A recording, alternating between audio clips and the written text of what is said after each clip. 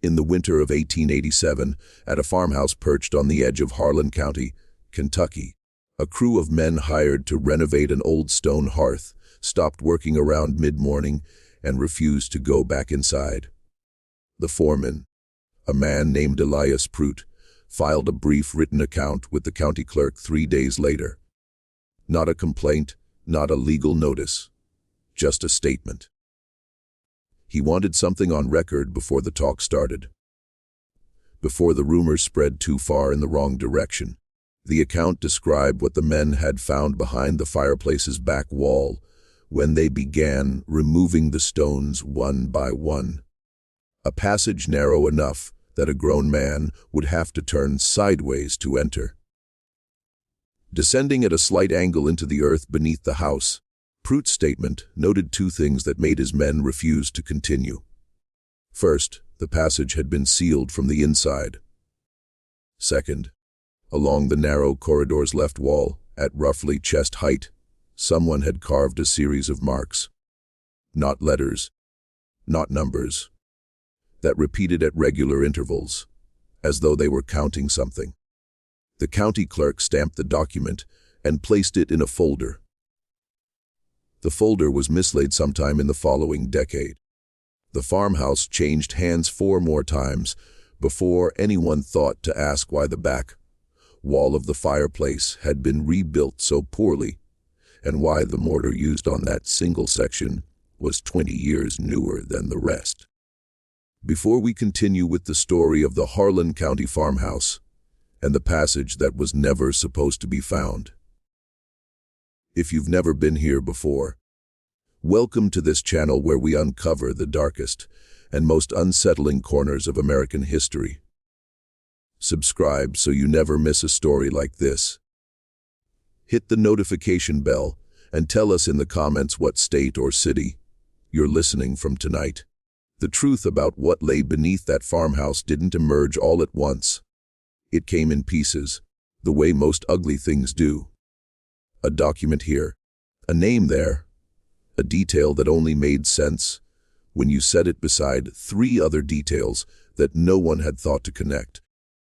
What follows is the story of a house, a hidden passage, and the human decisions that made both necessary. Decisions that a family carried for decades in complete silence.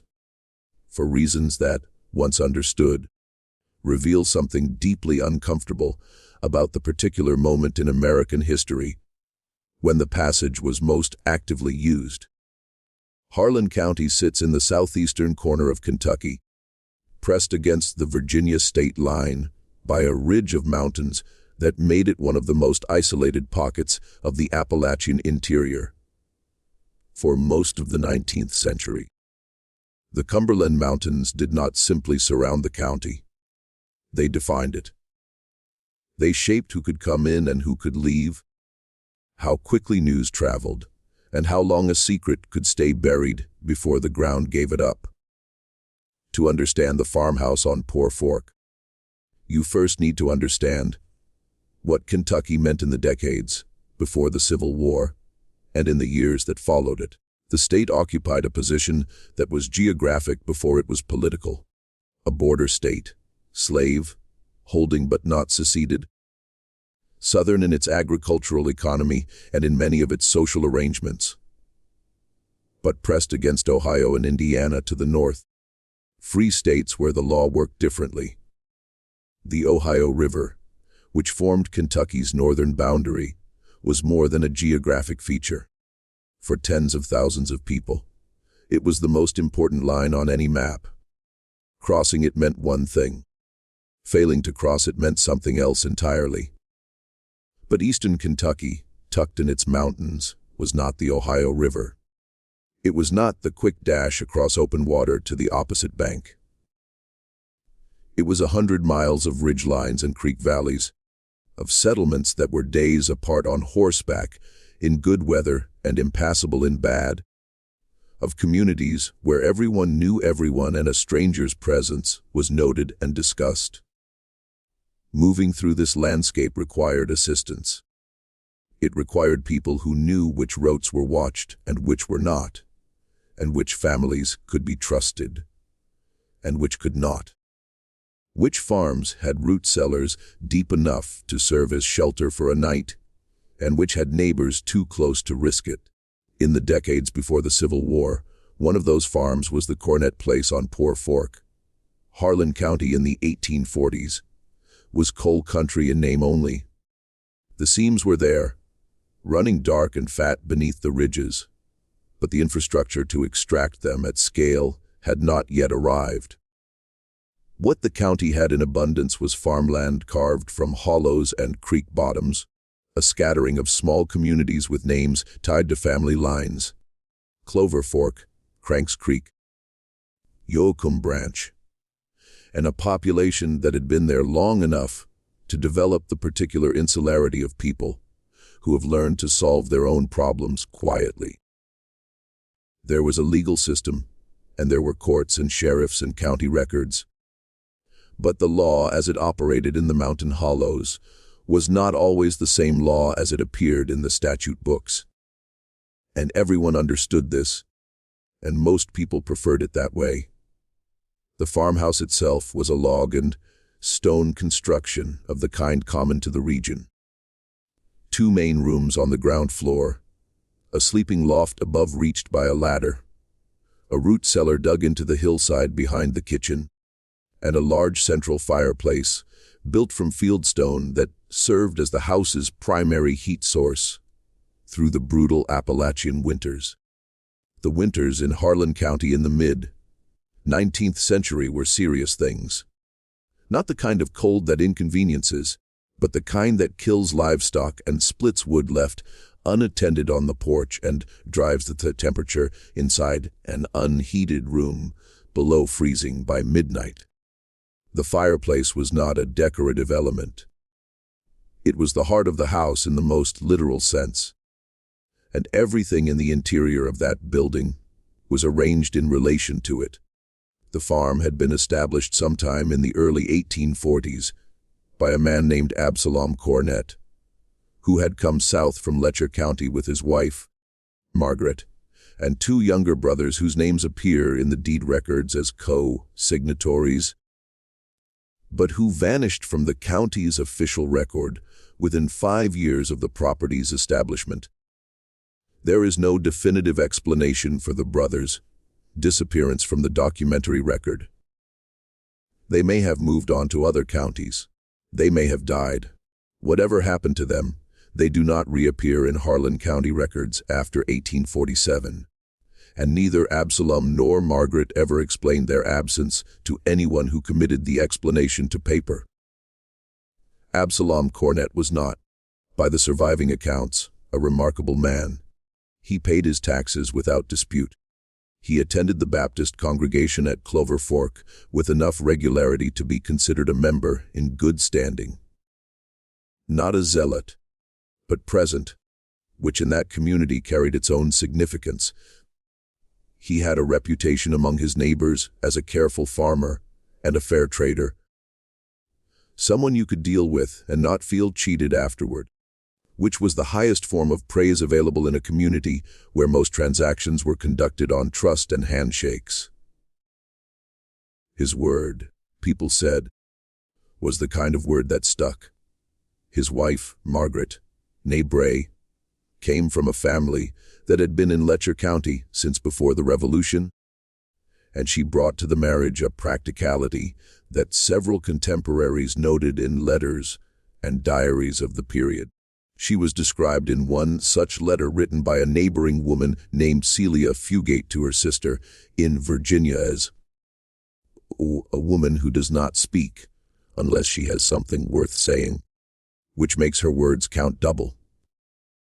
A separate account from the diary of a circuit riding preacher who visited the county in the 1850s described her as a woman of evident intelligence who conducts herself with a reserve that might be mistaken for coldness by those who do not look carefully enough. She was not cold. The subsequent history of the Cornet farm makes this abundantly clear. She was careful. There is a significant difference, and it matters enormously to what follows. The couple had 3 children who survived to adulthood. a son named Hiram, born in 1844, and two daughters, Lavinia and Ruth, born in 1847 and 1851 respectively. By the time the Civil War came to Kentucky in earnest, and in Harlan County it came hard, with the county's loyalties split down the middle in ways that persisted as a source of violence long after the official fighting stopped. Absalom Cornett was in his mid-50s, too old for active service, but not old enough to be exempt from the consequences of a war that treated geography as an affront and turned neighbors into enemies without much warning. Hiram, old enough to fight, did not fight. The record of why is unclear. There was a period of illness noted in a county medical ledger, a fever sometime in the winter of 1861, that seems to have kept him at the farm during the period when most young men of his age were making their decisions about which uniform to put on.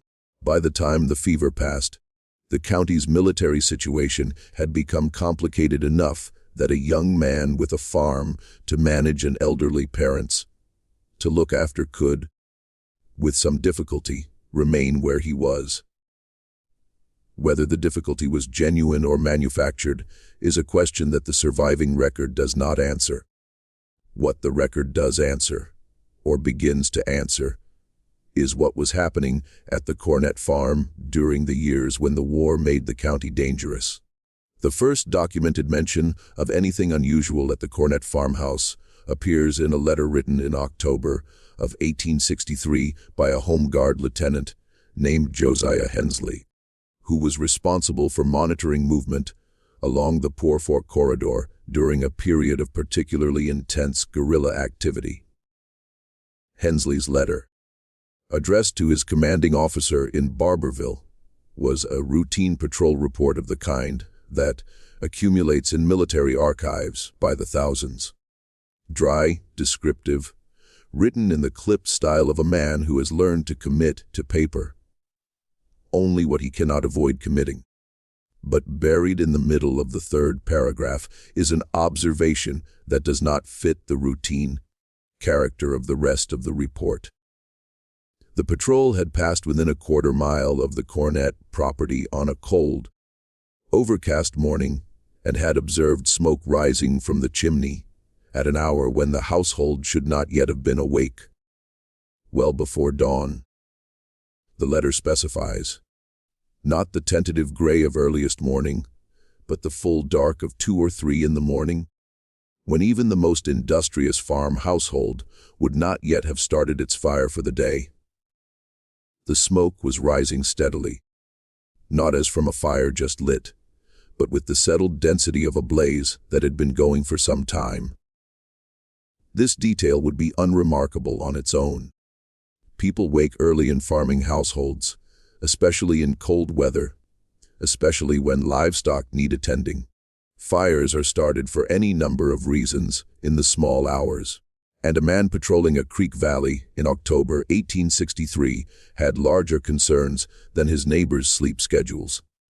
But Hensley's letter continues. 2 of his men, who had paused to observe the property from the tree line, reported hearing sounds from inside the house that they described as muffled, as though someone were moving heavy objects across a stone floor. The sounds lasted approximately 20 minutes, and then stopped entirely with a completeness that one of the soldiers apparently found more unsettling than the sounds themselves. The way a forest goes quiet when something is moving through it. And the quiet feels like information. When the household stirred at a normal hour shortly after dawn, nothing appeared out of order. Absalom Cornett came out to see to his livestock at the usual time. His son Hiram split wood near the barn, with the methodical regularity of a man who has been splitting wood on the same farm since childhood. There was no indication in the household's daytime behavior that anything had occurred during the night. The fire in the hearth, visible through the window, when the door was briefly opened, was burning at the modest level appropriate to a household beginning its morning, not the sustained high heat that weeks later Hensley would connect in a private letter to his wife with what he had seen rising from the chimney in the dark. Hensley noted the observation in his official letter, not because he thought it significant, but because he had been instructed to record anything that deviated from the expected pattern of daily life along his patrol route. The deviation was small. He filed it and moved on. What he did not know, and what would not become clear until decades later, was that the same observation, smoke before dawn, sounds of movement in the night, the household resuming its ordinary routine, as though nothing had interrupted it, was made on at least 6 separate occasions, by at least 4 different people, over the course of the war years, and the years immediately following. The pattern was there, documented in letters and diaries and account books, spread across the county's paper record, waiting for someone to read them all at once and recognize what they were describing. A woman named Duvie Napier, who lived half a mile downstream and occasionally came to the Cornet place to trade garden vegetables for milk and to visit with Margaret in the way that neighboring women visited in isolated mountain communities. Practically, purposefully, with news and conversation that served as the main conduit of information across the hollow. Mentioned in a letter to her daughter that she had twice arrived at the farm in the very early morning and found signs that the fire had been burning through the night. A quantity of ash that did not match a fire lit at dawn. A hearthstone still warm to the touch in a way that suggested hours of sustained heat, rather than the modest morning blaze she could see at the time of her arrival. More tellingly, a layer of wood smoke smell in the main room that clung to the curtains and the rough, hewn furniture, with a persistence that spoke of hours of burning, not minutes. Duvie Napier had not asked Margaret Cornet about this. She had noticed it, catalogued it in the private ledger that women of her time and place maintained in their minds for information that might someday matter, and said nothing. I did not think it was my place to ask. She wrote to her daughter in a letter that the daughter apparently kept, and that eventually found its way into the county historical records. And Margaret did not offer, and we went on talking about the garden and about Ruth's cough, which had been worrying her all month. A traveling Methodist preacher named Orville Tate recorded in his circuit diary under an entry dated March of 1865 that he had spent a night at the Cornet farmhouse during a cold snap and had been disturbed from his sleep by sounds he could not identify.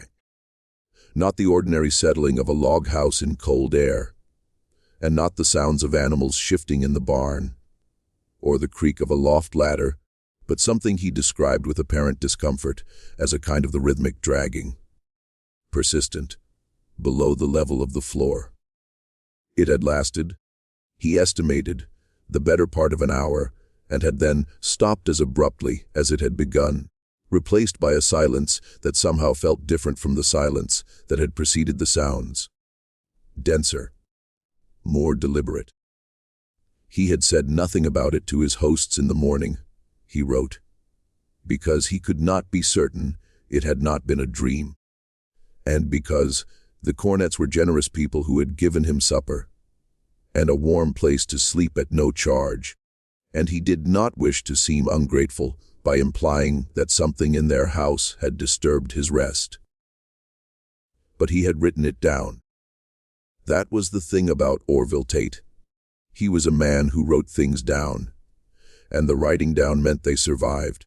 The last documented wartime observation came from a source that might seem unlikely.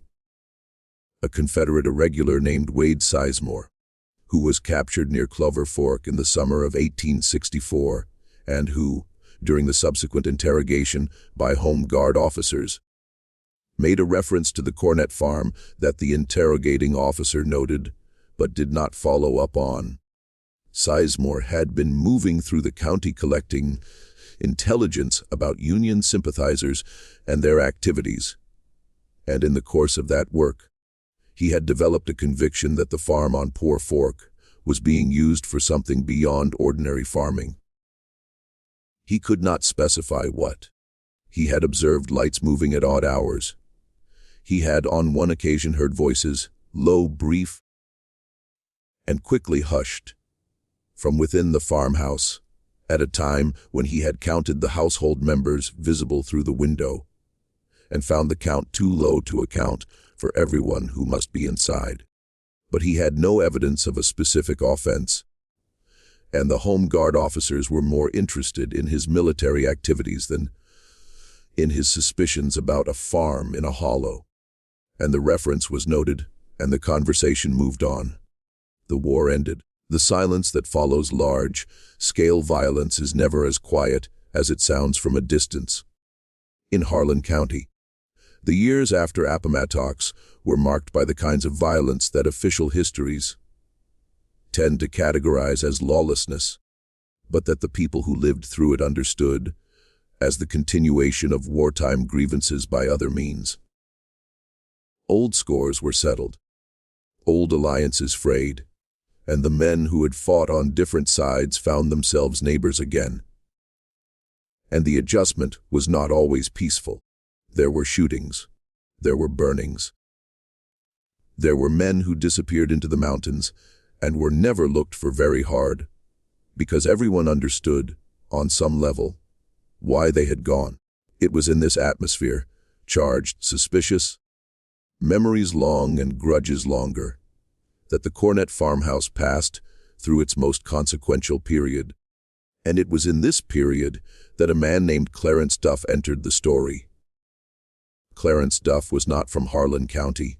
He had come down from Pike County sometime in the early 1870s, drawn by the prospect of work and, some said, by the particular anonymity that a man can find in a community where he has no history. He was somewhere in his mid-30s when he arrived, a wary, watchful man with calloused hands and eyes that people described as the kind that measured things. He had a trade. He was a stonemason and a competent carpenter, which made him immediately useful in a county that had been neglected during the war years and was working through a backlog of repairs that peacetime had not yet resolved. He rented a room from a widow named Sally Gentry in the settlement at Clover Fork, kept to himself in the way that strangers keep to themselves when they are trying to establish a reputation for reliability rather than sociability, and found work quickly. His manner was not unfriendly. People who dealt with him on work matters found him capable and honest. He gave you what he said he would give you in the time he said it would take, and he did not pad his accounts. But there was something about him that prevented easy intimacy, a quality of held backness that some people found merely reserved and others found evasive, depending on their disposition and their particular antenna for the distance that some men carry. He attended church irregularly. He did not drink, which in the 1870s was unusual enough to be noted. He had no visible connections to anyone in the county before his arrival, and in the years he spent there, he formed no close friendships that anyone could identify. His connection to the Cornett farm began in the spring of 1873 when Absalom Cornett, by then a man in his mid-60s, slowing down noticeably, increasingly dependent on hired labor for the heavier work, contracted with Duff to repair the farmhouse's stone foundation on the eastern wall, which had settled unevenly over 30 years and was beginning to pull away from the main structure in a way that would eventually threaten the integrity of the wall above it. The work was expected to take 2 weeks. It took 6. Duff's extended presence at the farm was explained at the time by the extent of the damage, which turned out to be greater than the initial inspection had suggested, and by several days of steady rain that made certain tasks impossible. Neither explanation was false, But neither explanation was complete. What was not explained, and what became a subject of considerable retrospective interest after subsequent events, was why Absalom Cornett paid Clarence Duff not purely in cash, the usual arrangement for contract labor, but in a combination of currency and something that appeared in no invoice and left no clear paper trail. Duff's own account ledger, recovered much later from among his effects after his death, contains an entry for the Cornett job that includes a notation written in different ink and a slightly different hand from the surrounding entries, as though it had been added after the original bookkeeping was complete. The notation reads, "Consideration received," followed by an amount and the abbreviation, AGR, which may have stood for agreement, or may have referred to something more specific that the abbreviation was designed to obscure. The extended presence at the farm, the unusual payment arrangement, and the notation that seemed designed to record something without describing it. These details would have meant nothing in isolation. Men were paid in unusual ways for unusual work all the time in a county where cash was not always abundant and where neighbors settled debts in kind. But then there were the return visits. Between 1873 and 1879, Clarence Duff made at least 11 documented return visits to the Cornett farmhouse. Documented because people saw him on the road and remembered it, because the road along Poor Fork carried light enough traffic that a man on horseback was an event worth noting, because several of Duff's neighbors at the Gentry boarding house recalled him being absent for days at a stretch during this period and returning without explanation of where he had been. 11 visits over 6 years, each one unexplained, and each one followed by Duff's resumption of his ordinary life in Clover Fork, as though nothing had interrupted it. Absalom Cornett, when asked by a neighbor named Albert Souder about Duff's repeated appearances, said only that there were ongoing repairs to attend to. The farm always had something that needed fixing. This was true of every farm in the county, and Duff was a reliable man with a good hand for stonework. The explanation was plausible. It was the kind of explanation that a man gives when he has the right answer, and also a true answer, and he has chosen to offer the true one because it will serve the same purpose. Souder accepted it at the time. He was a man who did not startle easily. Souder recalled later, in giving an account of his conversations with Cornett to a county official during a legal proceeding that was only tangentially related to the Cornett family. Property dispute that brought Souder into the courthouse and gave him occasion to speak about his neighbors on Poor Fork. 30 years farming that hollow had taken the startle out of him. But when I asked him once, direct, what Duff was helping him with, there was something in his face that I had not seen there before. I cannot call it fear, exactly. It was more like the look a man gets when he is carrying something heavier than he wants anyone to know, and someone has asked him a question that comes too close to the weight of it. The observation stayed in the courthouse record. It would be read by others decades later, people who would understand it differently than the man who transcribed it. Absalom Cornett died in February of 1879 during a winter that killed livestock across the county and left the ground too frozen to dig graves until March. His death was attributed to pneumonia, not uncommon among older men in the mountains in a hard winter, when the cold settled into lungs already weakened by decades of work in damp, drafty conditions, and refused to leave. His death was not considered suspicious at the time, and there is no surviving evidence that it was anything other than what it appeared to be. He was buried in the family plot on the hillside, above the farm in early March, when the ground had thawed enough to receive him, in a service attended by perhaps 30 neighbors and the minister from Clover Fork.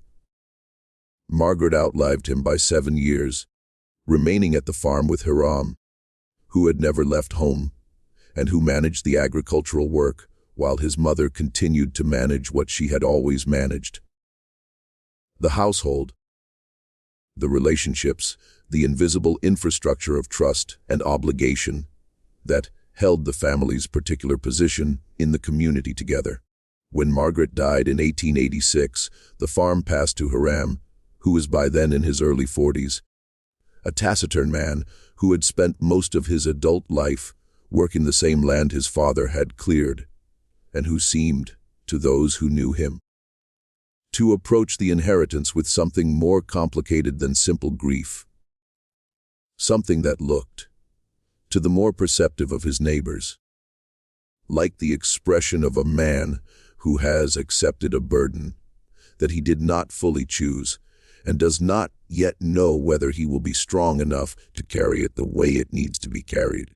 It was Hiram Cornett who hired Elias Pruitt and his crew in the winter of 1887, and it was Hiram Cornett who gave Pruitt what appeared to be a straightforward assignment: repair and repoint the farmhouse's main fireplace, which had developed cracks in its mortar after 2 hard freezes in succession, the kind of cracking that spreads from season to season if it is not addressed, and that will eventually compromise the entire structure, and then left the property entirely for 3 days without leaving a forwarding address, which was unusual.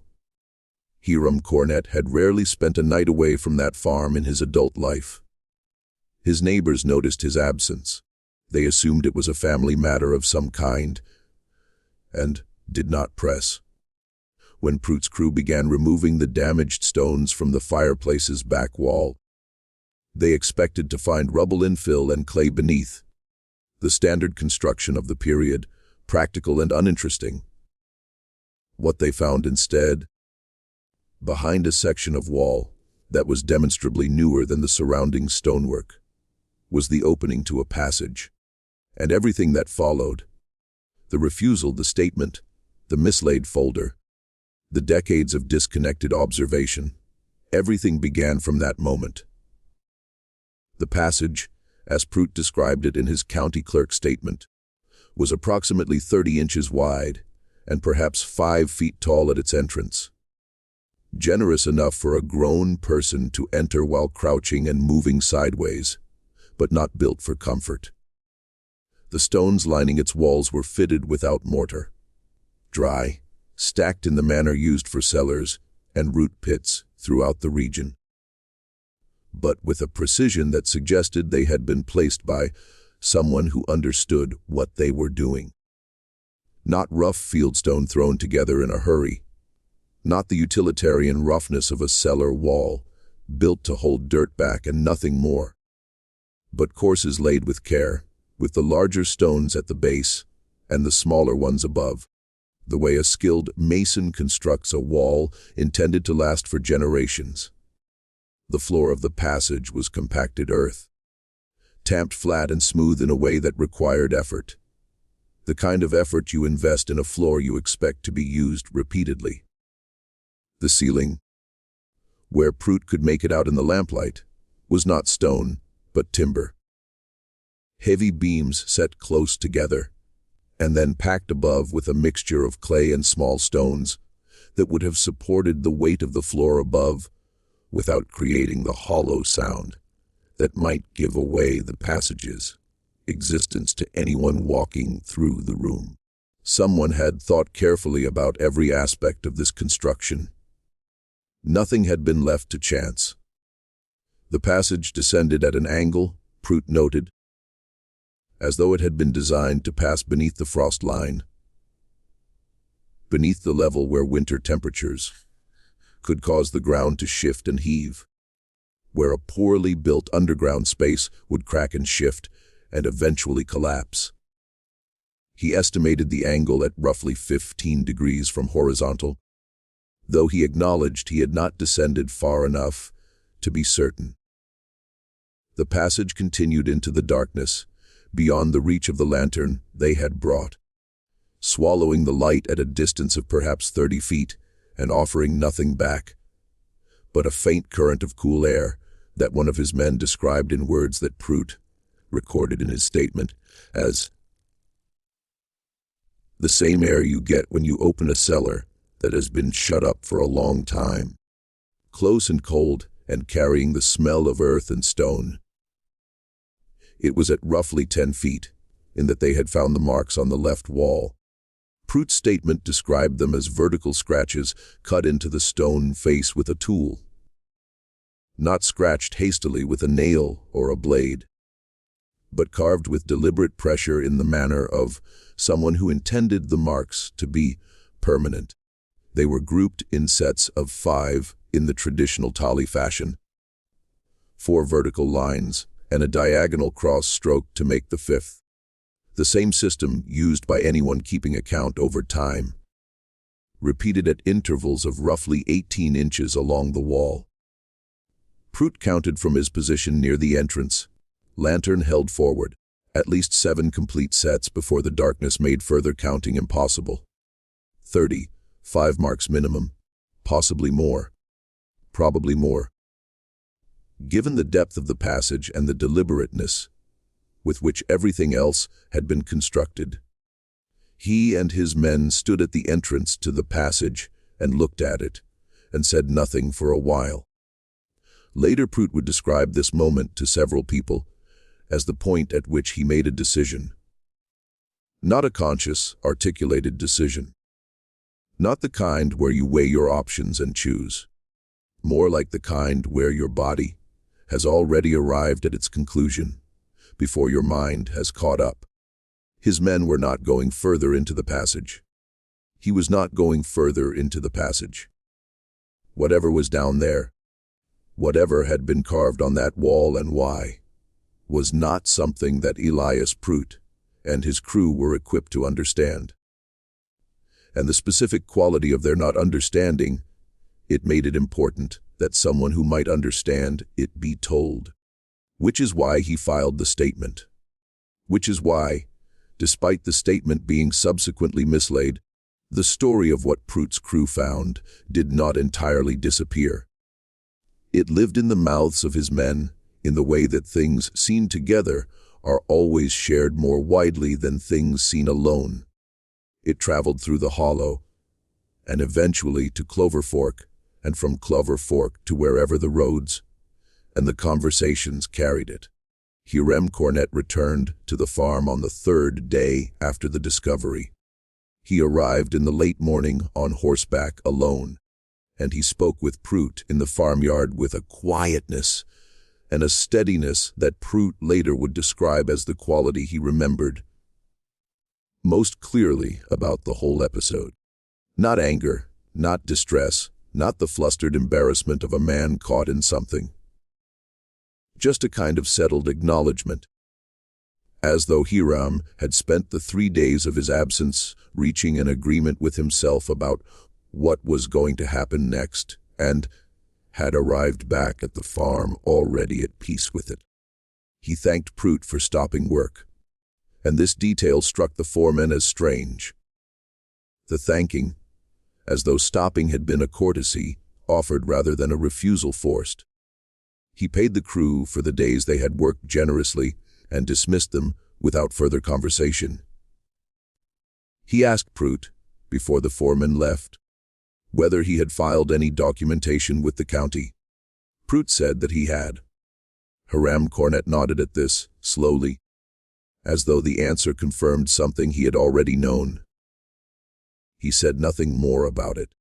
He then sealed the passage entrance himself, using new mortar and stones sourced from a pile of rubble behind the barn, material that had been sitting there long enough to be weathered. Long enough that it would not look conspicuously new if you were not looking for it. The work took him most of an afternoon, and a neighboring boy who had come to the farm on an errand from his mother stood at the yard fence for the better part of an hour and watched him do it. With the frank curiosity of an 11-year-old boy who does not yet understand that there are things being witnessed that will not become comprehensible for 60 years. That boy was named Monroe Begley. He would work the coal mines when they came to the county, work them for most of his adult life, carry the image of Hiram Cornett, sealing that fireplace wall through all of it. And when he finally gave an account of what he had seen to a local historian in the late 1930s, he described Hiram's manner with a precision that suggested the image had never faded. He worked the way a man works when he is not thinking about the work, Begley said. The hands know what to do and the mind is somewhere else.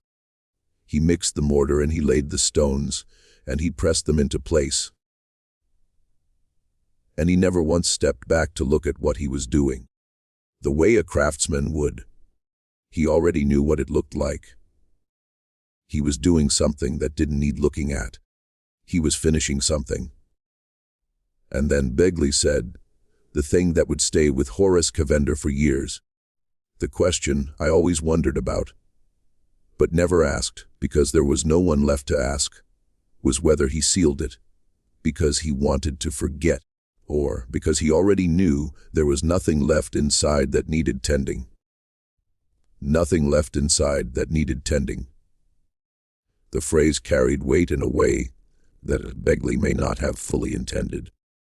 Because to say that nothing needed tending was to imply that something had needed tending before. That the passage had not simply been a construction, an artifact, a piece of hidden architecture. That it had been an active thing, a living thing in a sense, something that required maintenance and attention and care over time, something that people had used and returned to and used again. What had been done in that passage? What had been counted on that wall? The answers were not going to come easily, and they were not going to come from the passage itself. Hiram had seen to that. They were going to have to come from somewhere else. From paper, from memory, from the particular willingness to sit with partial information long enough for the parts to arrange themselves into something coherent.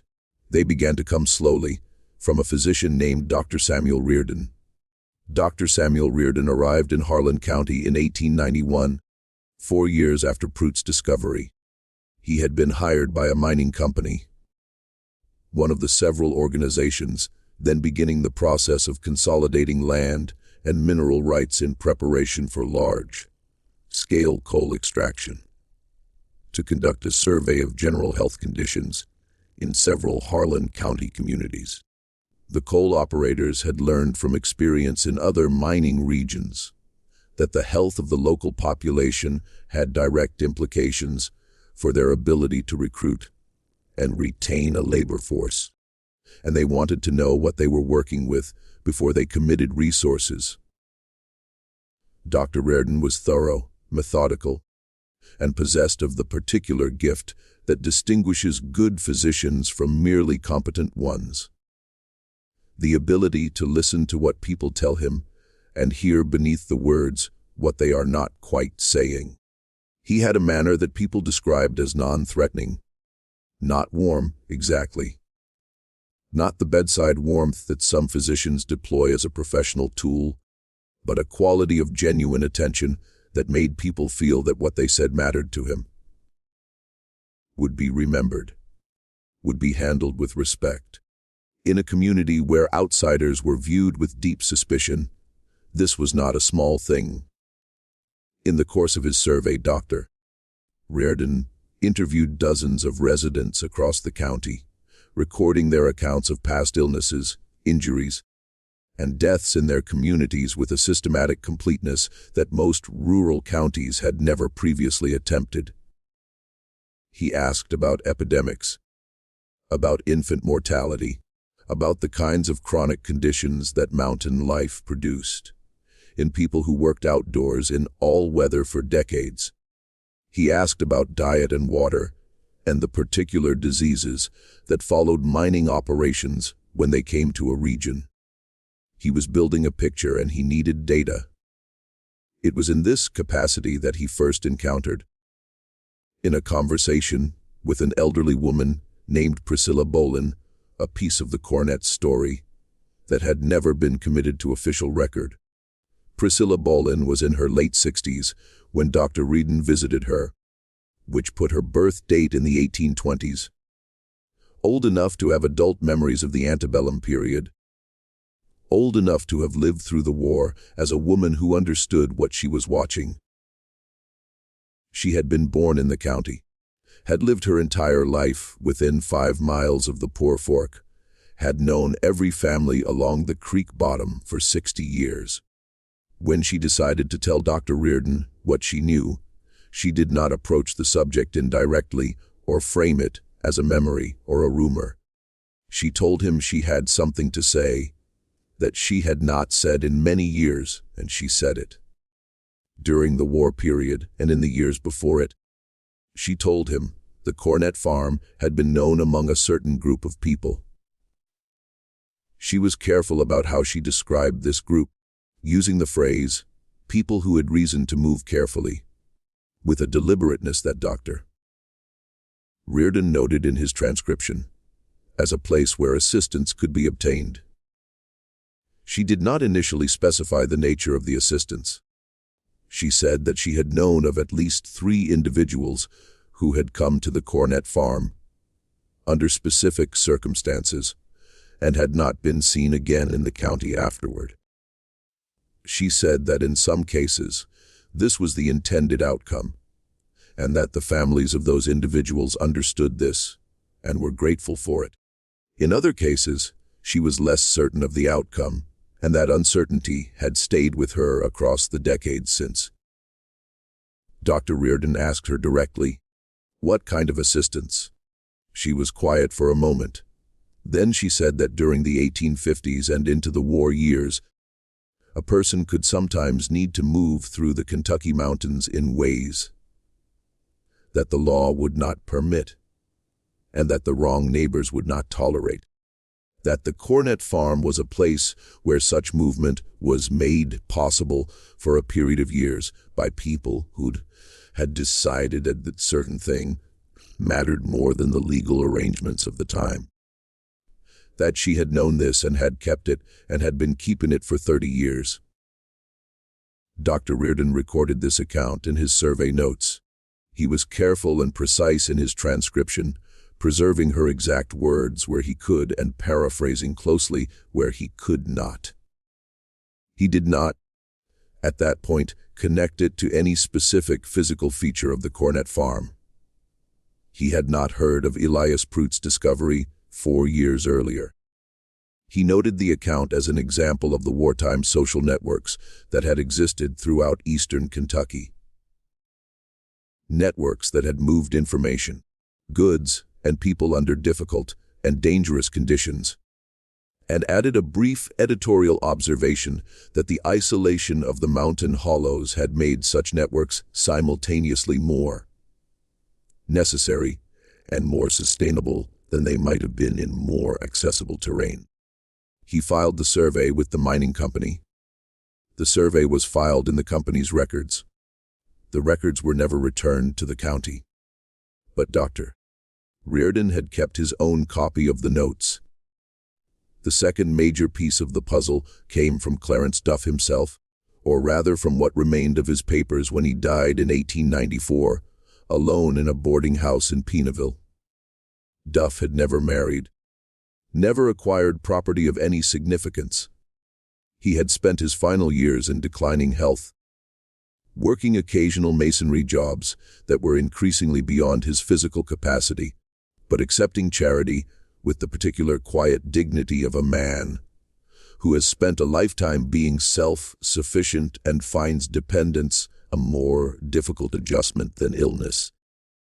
He died without family, without friends in any conventional sense, without anyone to sort through his belongings and decide what mattered.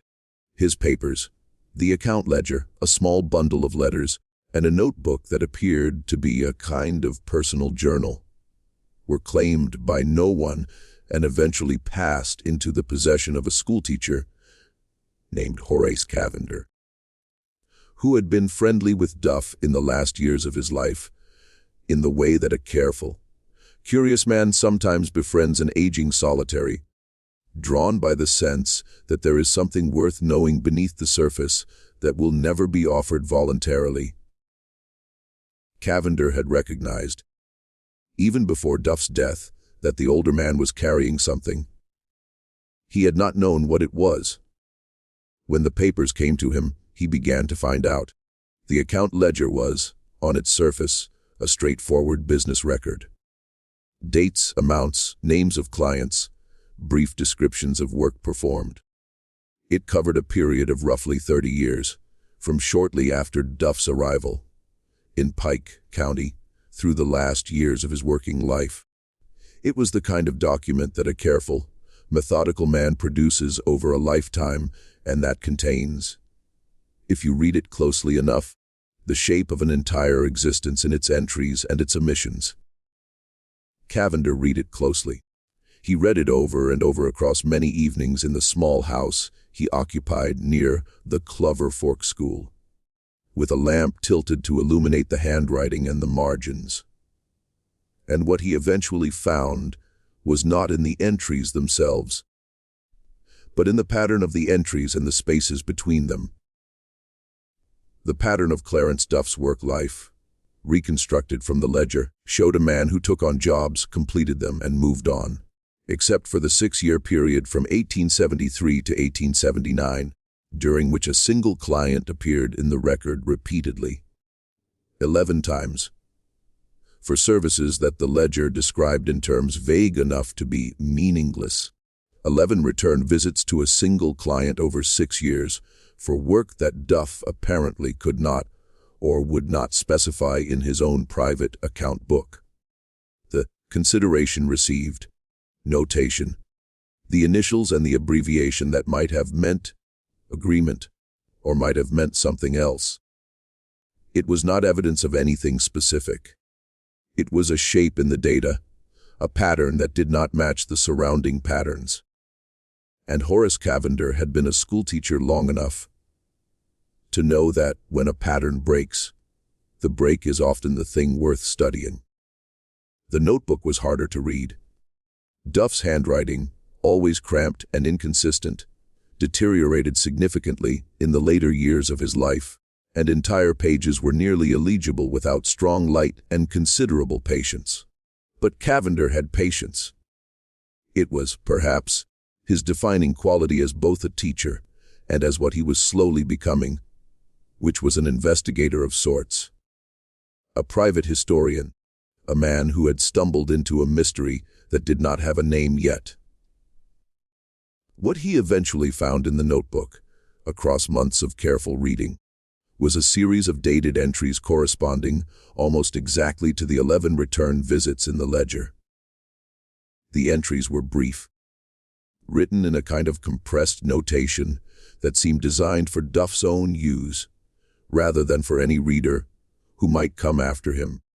They contained directions, geographic directions specific to local landmarks that Cavender recognized, and time estimates, and what appeared to be the number of stops on a route, expressed as numerals without further explanation.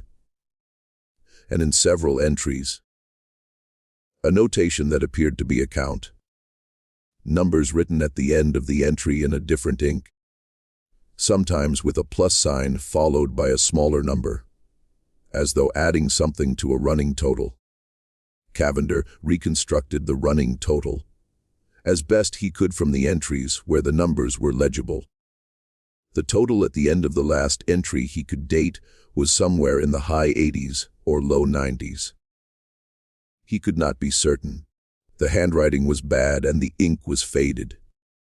But the implication of a running total, a number being maintained, added to across visits, tracking something that accumulated over time, was clear enough.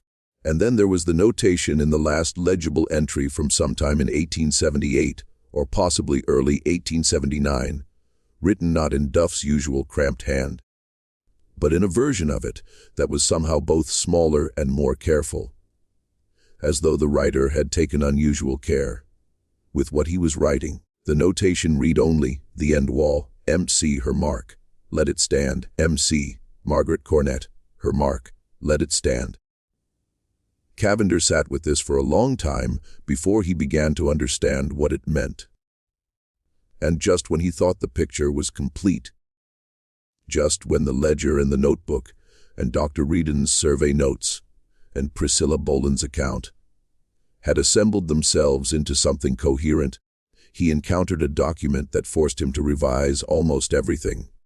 A letter misfiled among county tax records from the late 1870s, written in the careful, precise cursive of a woman who had learned to write in an era when female literacy was not universal and was therefore something she had worked for. Written in October of 1877, addressed to a person identified only by initials, 2 initials, first and last name, that Cavender spent weeks trying to match to any name in the county's records without success. Postmarked from a town in Ohio that Cavender recognized as sitting on the northern bank of the Ohio River, directly across from the Kentucky shore. The letter made clear something that overturned Cavender's chronology entirely. The passage had not been built in 1873, as Duff's notebook implied. Duff had extended something that already existed. The original construction was older, significantly older, and the marks on the wall, the tally marks that Elias Prout had assumed were a laborer's rough record, had not begun during the Reconstruction era, but during the war itself, no, earlier than that. The count that we began in the old cellar, Margaret Cornett wrote, in the measured prose of a woman choosing every word with care, was moved to the lower passage. When the lower passage was made and continues there now, kept in the same fashion by the same hand as it was from the beginning, there are those who would call such keeping a vanity. I call it what it is, the only monument that was possible, and the only one that was wanted. The only monument that was possible, and the only one that was wanted. Cavender read the sentence 3 times before he reached for his pen. The woman who could explain it was named Hattie Farler. She was in her late 80s when Cavender found her, or rather when she found him. Having heard through the communication network of an isolated mountain community that someone was asking questions about the Cornett place, about the passage and the marks, and Clarence Duff's return visits. She sent word through an intermediary that she would speak with him. He rode 12 miles through a December cold that turned his breath to vapor in front of his face, and made the road slick in the shaded sections where the sun had not reached since autumn. She lived at the head of a creek called Martin's Fork in a small house that had the settled, organic quality of a building that has never been separated from the person who occupies it. The house smelled of wood smoke and dried herbs and the particular mineral smell of stone walls in cold weather. She was seated close to the fire when he arrived, wrapped in a quilt, with the stillness of a very old person who has learned to conserve energy, the way a fire conserves itself in a low burn. Contained, steady, nothing wasted. She did not ask him what he knew. She asked him what he thought he knew. And then she listened to his account, with an expression that shifted once, slightly, when he mentioned the count in Duff's notebook, and then settled back into a composure that he read as the expression of a woman who has been deciding for many years whether to have this conversation, and has finally decided. You have most of it, she said. Not all of it. The part you are missing is the beginning. The beginning, she told him, was not Clarence Duff, and it was not 1873, and it was not even the Civil War. The beginning was Margaret Cornett, and it was the late 1840s. And it was a decision that Margaret had made before the farmhouse on Poor Fork was more than a few years old. Margaret Bray had grown up in Letcher County in a family that straddled the particular moral geography of eastern Kentucky in the antebellum period. Not slaveholders themselves, not poor enough to be entirely outside the slave economy, but connected by geography and trade to both the institution and to the complex of people who opposed it. She had grown up knowing that certain things were done. Rather, she had grown up knowing that certain people moved through the mountains in ways that required assistance, and that the assistance was given by those who were willing to give it at personal risk and without public acknowledgement. When she married Absalom Cornett and moved to the Poor Fork farm in the early 1840s, she arrived with an understanding of what the farm's location made possible and a very clear intention about what she was going to do with that possibility. Absalom was not, she later told Hattie, unwilling, but he was not the originator, the operation. And it is appropriate to use that word because it had the organization and the sustained deliberateness of an operation rather than an impulse. Was Margaret's conception, Margaret's planning, and Margaret's maintenance across the years that followed.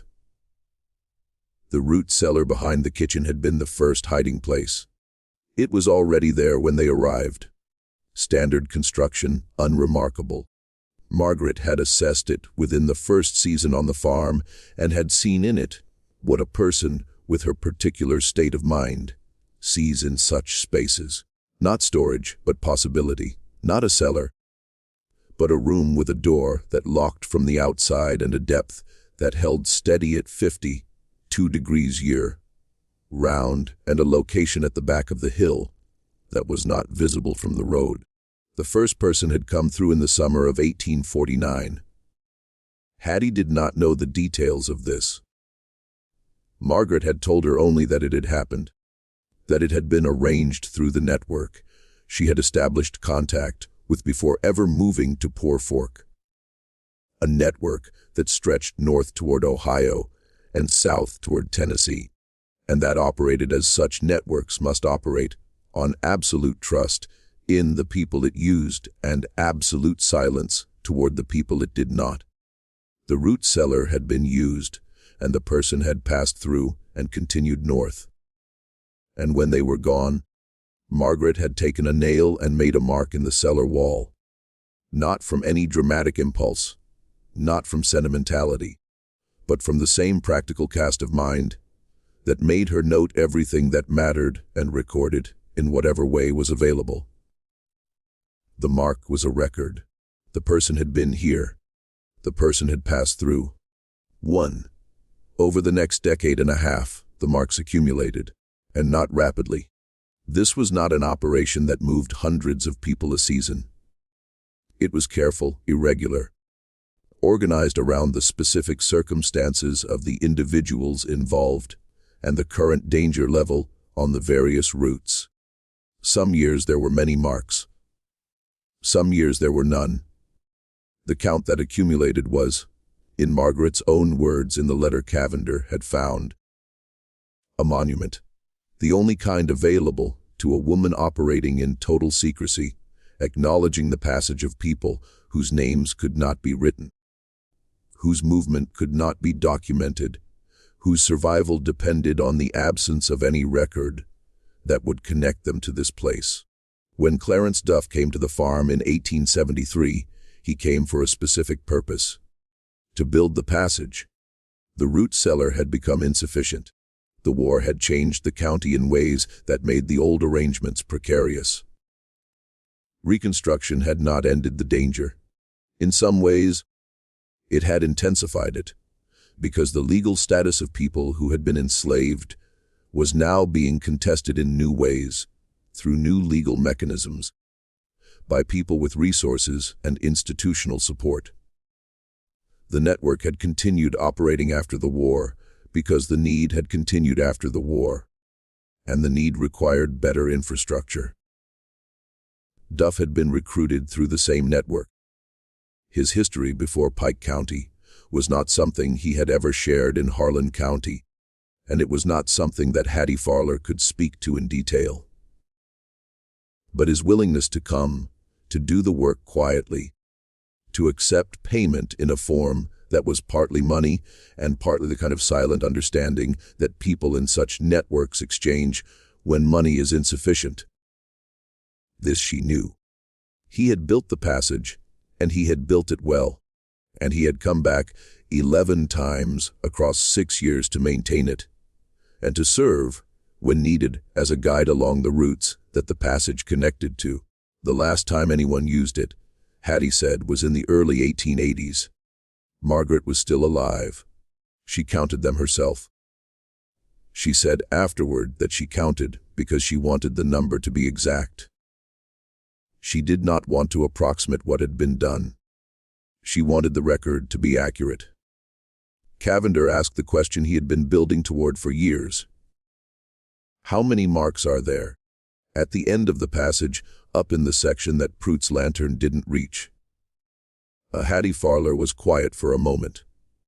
The fire shifted, settling lower, and the shadows in the room rearranged themselves around the new shape of the light. I was inside it once, she said. Margaret took me in the late 1870s. She wanted someone else to have seen it. She wanted a witness. I counted, she told him. 112 complete tally marks. 20, 2 complete groups of 5, and 2 additional marks that had not yet reached the 5th. The count, in other words, was still open when the passage was sealed, still waiting for a cross stroke that would never come, because the passage was closed before it arrived. 112 people. Cavender sat very still. 112. 112 people who had moved through the root cellar, and then through the passage of the Cornet farmhouse on Poor Fork between the late 1840s and the early 1880s, in circumstances that required concealment and whose continued existence required that they not be remembered in any way that connected them to this particular hollow in Harlan County, Kentucky. Why did they seal it? He asked. Why did Margaret finally seal it? She didn't, Hattie said. That was Hiram. After she died, he decided the risk had passed. Or maybe he decided he couldn't carry it the way she had. I don't know which. Maybe both. He sealed it. And then he hired the mason. And then he left for 3 days because he couldn't watch someone break open what his mother had built, even if the breaking open wasn't that. And the name, Cavender said. Duff's notebook had mentioned a name carved at the end of the passage, a mark different from the others. Hattie looked at him for a long moment. Then she described it. A woman's name, first name only, cut in careful letters 1/2 inch tall at the very end of the passage wall, where the passage terminated at a stone face. A name that Cavender recognized when he heard it as belonging to no one he had ever found in any county record connected to the Cornet family. A name that stood there at the end of the count, not as a number, but as a person. The person for whom the count had been kept. The person who had been the reason for the first mark on the root cellar wall in the summer of 1849. The first one through. The one who had made the operation possible by demonstrating that it was possible. The one whose passage had convinced Margaret Cornet that what she was doing was worth doing, that the risk and the silence and the weight of the secret were worth what they produced at the other end of that cold, narrow underground corridor. Cavender did not ask Hattie to repeat the name. He had heard it clearly the first time. And as he prepared to leave, mounting his horse in the December cold, with his notes inside his coat, where the wind could not reach them, he made a decision that he would maintain for the rest of his life. The name would not go into his record. It had stayed private for 60 years because the people who knew it had decided it should be private. He was not in a position to override that decision. Some things belong to the people who made them, and the archivist's job is not always to surface everything. No, sometimes it is to understand what was buried and why, and to let the why stand. Horace Cavender, never published anything about the Cornet farmhouse. The notes survived because he gave them, on his death in the early 1920s, to a nephew with a brief written instruction. These belong in an institution that will handle them carefully, and I leave it to you to find one. The nephew, a practical man who did not share his uncle's antiquarian inclinations, but respected them, took the instruction seriously.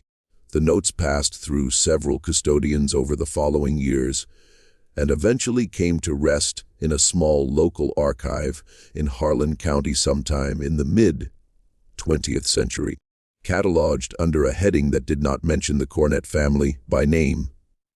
By then, the farmhouse itself was gone.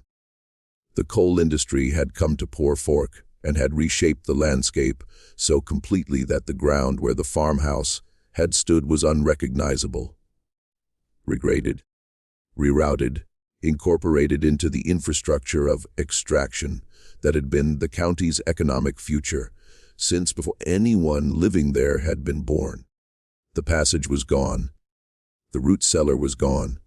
The fireplace, the stone walls, the compacted earth floor of the corridor, the timber ceiling beams, the marks, all of it was gone. What remained was paper.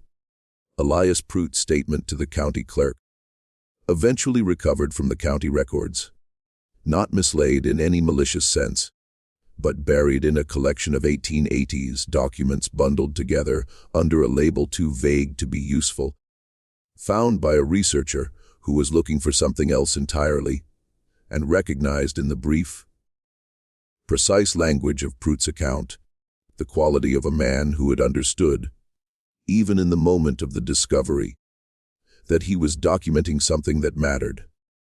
Dr. Reardon's survey notes, or at least the copy he had kept for himself, which eventually made their way into a state archive in Frankfort, where they were cataloged as a public health document, and almost never consulted.